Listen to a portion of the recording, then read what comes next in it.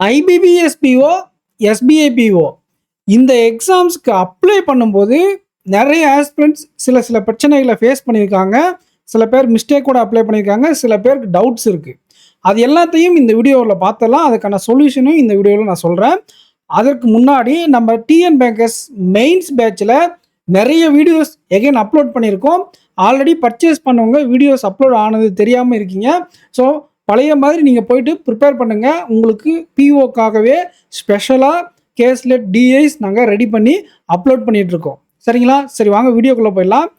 அது என்னென்ன sir issues அப்படின்னா, ஃபஸ்ட்டு இந்த ஐபிபிஎஸ் பிஓவில் ஃபோட்டோ ஒரு இஷ்யூவாக இருக்குது. அதை பற்றி பேசலாம். ஐபிபிஎஸ் பிஓக்கும் எஸ்பிஐ பிஓக்கும் வித்தியாசம் என்ன அப்படின்னா, ப்ரிலிம்ஸ் எக்ஸாம் அட்டம்ப்டை நீங்கள் கொடுத்தீங்க அப்படின்னா ஐபிபிஎஸ் பிஓ, மெயின்ஸ் எக்ஸாம் அட்டம்ப்டை எஸ்பிஐ பிஓவில் மட்டும்தான் கேட்பாங்க. ஏன் அப்படின்னா எஸ்பிஐ பிஓக்கு உங்களுக்கு லிமிட் இருக்குது. நீங்கள் அன்ரிசர்வ்டு இடபிள்யூஎஸ் கேண்டிடேட் இருந்தால் 6 அட்டம்ப்ட், ஓபிசி கேண்டிடேட் இருந்தால் 9 அட்டம்ப்ட், மெயின்ஸில் தான், ப்ரிலிம்ஸ் கிடையாது, 9 அட்டம்ப்ட் எழுதிக்கலாம். நீங்கள் இடபிள்யூஎஸில் பிடபிள்யூடிஓ இருந்தாவோ இல்லை அன்ரிசர்வ்டில் பிடபிள்யூடிஓ இருந்தால் கூட 9 அட்டம்ப்ட். ஓகேங்களா? அப்போது 6 அட்டம்ப்ட் 9 அட்டம்ப்ட்ன்ற லிமிட் இவங்களுக்கு இருக்கு இல்லையா? அதனால தான் மெயின்ஸுக்கு கேட்குறாங்க. நீங்கள் எஸ்சி எஸ்டி ஆஸ்பிரண்டாக இருந்தால் உங்களுக்கு லிமிட் கிடையாது, நோ ரெஸ்ட்ரிக்ஷன். ஓகேங்களா? அப்போது நீங்கள் லிமிட் இருக்கக்கூடிய எஸ்பிஐ பிஓக்கு மெயின்ஸ் அட்டம் மட்டும் கொடுக்கணும். அதிலே தெளிவாக போட்டிருப்பாங்க, நோட்டிஃபிகேஷனில் இருக்கும். ஐபிபிஎஸ் பிஓவில் ப்ரிலிம்ஸ் எக்ஸாமுடைய அட்டம்ப்டை தான் கவுண்ட் பண்ணுவாங்க. ஏன்னா அதில் எந்த லிமிட்டும் கிடையாது. நீங்கள் உங்களுக்கு ஏஜ் பார் வரை எழுதிக்கலாம். ஸோ இந்த number of attempts doubt clear ஆகிருக்கும். அடுத்து என்ன டவுட்டுனா, எஸ்பிஐ பிஓவில் இருக்கக்கூடிய ஹேண்ட் ரிட்டனில் நீங்கள் டேட் ஆஃப் பர்த்தோட இருக்கணும். டேட் ஆஃப் பர்த் இருந்தால் எஸ்பிஐ பிஓ எஸ்பிஐ கிளர்க்கு, அதே ஹேண்ட் ரிட்டன் டிக்ளரில் டேட் ஆஃப் பர்த் எழுதாமல் ஒரு ஹேண்ட் ரிட்டன் டிக்ளரேஷன் வச்சுருப்பீங்கல்ல, அது ஐபிபிஎஸ். இது நிறைய பேருக்கு தெரியும்.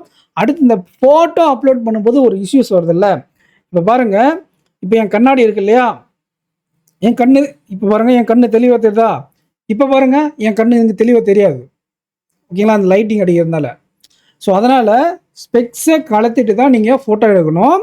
பேக்ரவுண்டில் ஒயிட் கலர் இருக்கிறது தான் ரெக்கமெண்டட். ஒரு சில பேர் பேக்ரவுண்டில் ஸோ இந்த மாதிரி ப்ளைன் கலரில் ஒயிட் இருக்குது ரெக்கமெண்டட். இப்போ என்கிட்ட பேக்ரவுண்டில் இருக்கிற மாதிரி கலரில் நீங்கள் ஃபோட்டோ எடுத்து அப்லோட் பண்ணிக்கலன்னா ரிஜெக்ட் ஆகிடும்.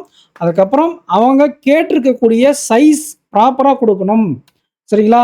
சார் என்னுடைய ஃபோட்டோ சைஸ் வந்து பார்த்தீங்கன்னா 10 MB இருக்குது, 5 MB இருக்குது அப்படின்னா நீங்கள் என்ன பண்ணணும்னா imagecompressor.com, இமேஜ் கம்ப்ரெஷன் கூகுளில் சர்ச் பண்ணுங்கள். நிறைய வெப்சைட்ஸ் இருக்கும். அதில் போயிட்டு அதோடைய பிக்சல்ஸ், அவங்க கேட்டிருக்கக்கூடிய பிக்சல்ஸ்க்கு குறைச்சி, அதுக்கப்புறம் அதோடைய சைஸ் அவங்க எவ்வளோ கேட்டிருக்காங்களோ அதை ப்ராப்பராக நீங்கள் என்ன பண்ணுறீங்க, அந்த சைஸில் அப்லோட் பண்ணால் தான் அப்லோட் ஆகும். ஓகேங்களா? அப்புறம் நீங்கள் லைவ் கேப்சர் பண்ணுவீங்கள்ல, அதுவும் பிளைன். ஓகேங்களா?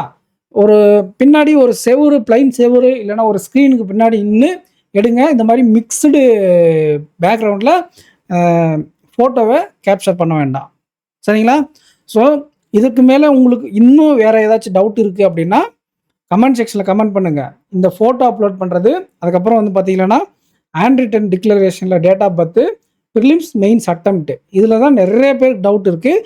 அதுக்கப்புறம் எந்த பேங்க்ஸுக்கு நான் ப்ரையாரிட்டி கொடுக்குறது ஐபிபிஎஸ் பிஓவில் அப்படிங்கிறதுக்கு நம்ம டிஎன் பேங்கர்ஸ் ஆப் அகாடமி சேனலில், அதாவது நம்மளுடைய மெயின் சேனல், இது வந்து செகண்டரி சேனல் தான், நம்மளுடைய மெயின் சேனலில் நான் ப்ரொவைட் பண்ணியிருக்கேன். எந்த பேங்க்ஸுக்கு நீங்கள் ப்ரையாரிட்டி கொடுக்கணும், எப்படி அதை சூஸ் பண்ணணும், அதுக்கு ஒரு வெப்சைட்டில் செக் பண்ணிக்கலாம். நம்ம வீட்டுக்கு பக்கத்தில் இருக்கக்கூடிய பிரான்ச்சஸ் எல்லாம் அதையும் சொல்லியிருப்பேன். எந்த பேங்க்ஸ் எல்லாம் வந்து நல்ல பிராண்ட் வேல்யூ இருக்கக்கூடிய பேங்க்ஸ், அதை நம்ம எப்படி சூஸ் பண்ணுறது அதையும் நாங்கள் சொல்லியிருக்கேன். ஓகேங்களா? அந்த வீடியோ பார்க்காதவங்க பார்த்துருங்க. அண்ட் எகெயின் நான் ரிமைண்ட் பண்ணுறேன், நீங்கள் மெயின்ஸ் பேட்ச் நம்ம ஆப்பில் வெப்சைட்டில் பர்ச்சேஸ் பண்ணியிருந்தீங்க அப்படின்னா வீடியோஸ் அப்லோட் ஆகிட்டுருக்கு. ஐபிபிஎஸ்பிஓ எஸ்பிஐபிஓ எக்ஸாம் ஃபோக்கஸ் பண்ணி கொடுத்துட்ருக்கோம். போயிட்டு பாருங்கள். கண்டிப்பாக வேணும் சார் கிளாஸஸ் எல்லாம் நீங்கள் யூட்டிலைஸ் பண்ணிக்கோங்க. நாங்கள் 2 பேரும் டே அண்ட் நைட்டு அதுக்காக தான் ஒர்க் பண்ணிகிட்ருக்கோம் இப்போ. ஓகேங்களா? கண்டிப்பாக ப்ராப்பராக பார்த்து செலெக்ஷன் பண்ணுறோம். அதை முடிச்சுட்டு ரிமைனிங் எல்லாத்தையும் டக்குன்னு முடிச்சிடலாம். ஓகேங்களா? முக்கியமாக என்ன தேவையோ அதை ஃபஸ்ட்டு படித்து முடிச்சிடலாம். சரிங்களா? ஸோ நெக்ஸ்ட் வீடியோவில் மீட் பண்ணலாம் ஃப்ரெண்ட்ஸ். இந்த வீடியோ லைக் பண்ணிக்கோங்க, நம்ம சேனலை சப்ஸ்கிரைப் பண்ணிக்கோங்க. உங்களுக்கு வேறு ஏதாச்சும் ஐபிபிஎஸ் ரிலேட்டடாக டவுட் இருக்குது அப்படின்னா கமெண்ட் செக்ஷனில் கமெண்ட் பண்ணுங்கள். கமெண்ட் செக்ஷனில் ரிப்ளை பண்ண முடிஞ்சால் ரிப்ளை பண்ணுறேன். அதுக்கு கமெண்ட் செக்ஷனில் கொடுக்கக்கூடிய ஆன்சர் கிளாரிட்டியாக இருக்காதுன்னா நான் ஒரு வீடியோ கூட மேக் பண்ணி உங்களுக்கு அப்கமிங்கில் நாளைக்கோ நாளன்னைக்கோ உங்களுக்கு நான் கொடுத்துட்றேன். சரிங்களா? ஸோ நெக்ஸ்ட் வீடியோவில் மீட் பண்ணலாம். தேங்க்யூ.